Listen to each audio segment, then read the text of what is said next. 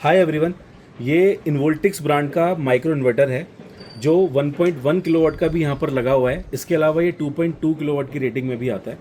अभी बात करते हैं इसकी वर्किंग की और इसकी एडवांटेज की, क्योंकि अभी ज़्यादातर लोग स्ट्रिंग इन्वर्टर यूज़ करते हैं।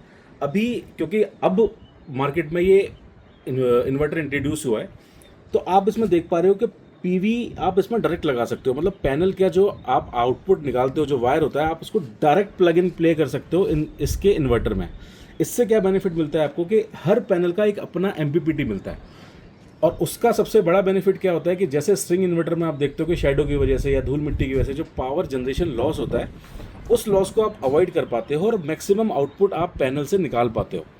तो 1.1 में मतलब आपको दो अपने खुद के एमपीपीटी मिलते हैं। मतलब एक पैनल का अपना एमपीपीटी, दूसरे पैनल का अपना एमपीपीटी।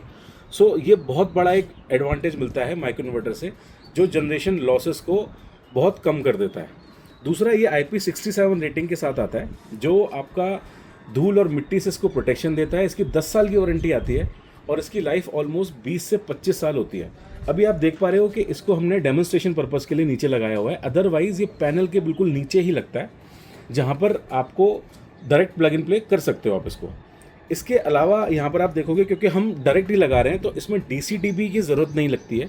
तो वो एक खर्चा होता है जो आपका स्ट्रिंग इन्वर्टर्स में ज़्यादा होता है और इसमें बच जाता है। हाँ, ACDB में इसकी ज़रूरत आपको एज इट इज़ पड़ती है, जैसा लगता है, क्योंकि ACDB के आउटपुट को आपको प्रोटेक्ट करना है, तो वो आपको लगाने की बिल्कुल ज़रूरत है इसमें। इसके अलावा हम बात कर लेते हैं कि इसमें, क्योंकि कोई मतलब कई बार बोलते हैं लोग कि ये 1.1 में है या 2.2 में है, अगर मुझे ज़्यादा आउटपुट चाहिए, तो आप 1.1 के इन्वर्टर को 5 इन्वर्टर को एक साथ सीरीज़ करके 5.5 किलोवाट की आउटपुट निकाल सकते हो। अपना उसमें T कनेक्टर या Y कनेक्टर के साथ आपको जो है उसको कनेक्ट करना होता है, उसको 5.5 बनाने के लिए। सिमिलरली अगर मैं 2.2 किलोवाट इन्वर्टर की बात करूं, तो उसमें अपना 3 इन्वर्टर को, मतलब 6.6 किलोवाट की आउटपुट को आप निकाल सकते हो एक साथ सीरीज़ करके। और अब बात करते हैं, क्योंकि आप देख पा रहे हो इसमें कोई डिस्प्ले नहीं है। फिर अभी लोग बोलते हैं कि इसमें हमारे पास जनरेशन कैसे पता लगेगा या आउटपुट हमारा क्या आ रहा है वो कैसे पता लगेगा। तो उसके लिए आपको मोबाइल में एक एप्लीकेशन मिल जाता है। उस एप्लीकेशन के थ्रू आप पूरा डेटा देख सकते हो कि हमारे इन्वर्टर के थ्रू कितना जनरेशन हुआ, कितना यूज़ हुआ, कितना हमने एक्सपोर्ट किया, वो सारा कुछ आप उसमें देख सकते हो। तो आइए अब एक बार कॉन्फ़िगर करके देखते हैं मोबाइल में और पूरा डेटा अपने आपको फ़ोन में दिखाते हैं। आप बता रहे हैं कि इन्वोल्टिस का जो इन्वर्टर है, माइक्रो इन्वर्टर या ऑन ग्रिड इन्वर्टर या इन्वेंटो, तीनों को ऑनलाइन कैसे मॉनिटर करेंगे, कैसे ऑपरेशन करते हैं। तो सबसे पहले हम एक ऐप डाउनलोड करेंगे प्ले स्टोर पे, जो कि डे क्लाउड के नाम से है। तो सर्च कर लेंगे हम डे क्लाउड सर्च करेंगे। हमारे डे क्लाउड ऑलरेडी डाउनलोड था हमारे फ़ोन में, तो हम उसको ओपन कर लेते हैं। आप डाउनलोड करके उसे ओपन कर सकते हो।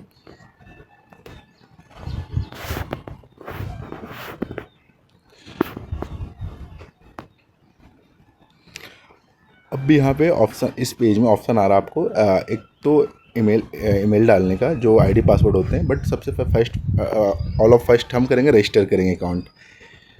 तो रजिस्टर पे जाएंगे। उसके बाद हम यहाँ पे मेल डालेंगे। मेल से रजिस्टर होता है और इसको वेरिफिकेशन कोड जाएगा इस पर, तो इसके लिए मुझे यहाँ पे सेंड करना पड़ेगा। एक पजल आते हैं जिसको हमें इजीली सॉल्व हो जाता है। इस पजल को हम सॉल्व करेंगे।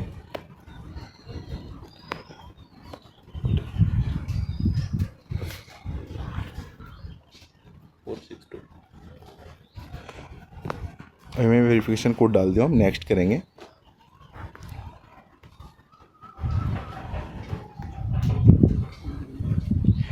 नेक्स्ट करने के बाद हमें पासवर्ड जनरेट करने का ऑप्शन आता है। तो पासवर्ड हम अब भी जो डाल रहे हैं, solar@123 एंड solar@123 हम कंफर्म करेंगे।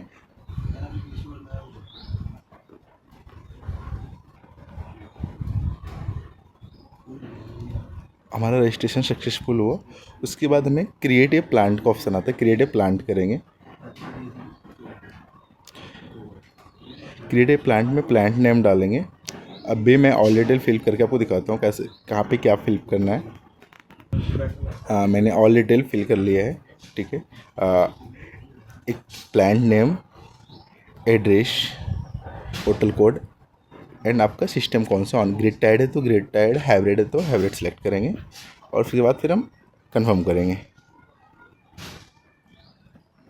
ऐड नाउ का ऑप्शन आएंगे तो ऐड नाउ करेंगे, इसमें आपको ऑन करना पड़ेगा। अब इसमें ऑप्शन है कि आप लॉगर सीरियल नंबर स्कैन कर सकते हो या फिर आप मैनुअली डाल सकते हो। तो अभी मैं स्कैन कर रहा हूँ, ये स्कैन हो गया, इसको कंफर्म करेंगे हम।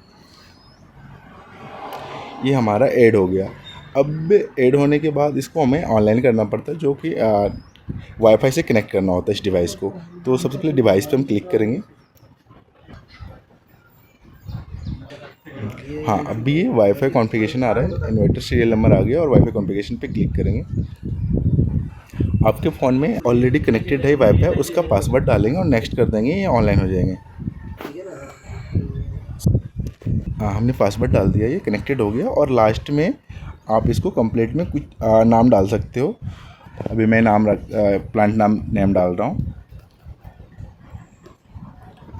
ये हमारा कंप्लीट हो गया ऑनलाइन। ये मुझे 5 मिनट्स बाद डाटा प्रोवाइड करना स्टार्ट कर देगा। ओवरव्यू पे आप जाएंगे, आपको इस टाइप ग्रिड टाइड है तो आपको इस टाइप दिखेंगे, हाइब्रिड रहते हैं तो आपको अलग दिखता है। मैं वो भी आपको दिखा दूंगा डिस्प्ले पे। ये हमारा 5 मिनट्स हो गए थे तो मेरा जनरेशन जो आ रहा है अभी 1.1 किलोवाट का था, यहाँ पे लगा हुआ 469 वाट अभी जनरेशन हो रहा है। ये आपको अपडेट होते रहेंगे हर एक 5 मिनट्स में डाटा। और आपको ओवरव्यू ये दिखेंगे, आपको फिर बैक डाटा देखना है, रेट तो यहाँ पे जा सकते हो आप। डिवाइस इन्फॉर्मेशन देखना है तो आप यहाँ पे आके चेक कर सकते हो डिवाइस पे जाके। उसके बाद पे क्लिक करोगे आपको सारा ऑपरेशन दिखेंगे, हिस्ट्रीज का देख सकते हो बैक के। कोई अगर फॉल्ट आया तो अलर्ट पे जाकर आप चेक कर सकते हो। अगर इन्वर्टर सीरियल नंबर देखना है तो डायरेक्टर पे क्लिक करेंगे, ये आपको दिख जाएंगे। इस पर अगर आप ऑनलाइन दिख रहा है, इस पर क्लिक करोगे आप। अब भी ये अपडेट हो रहा है डाटा, अपडेट होने के बाद आपको डाटा मिलेगा।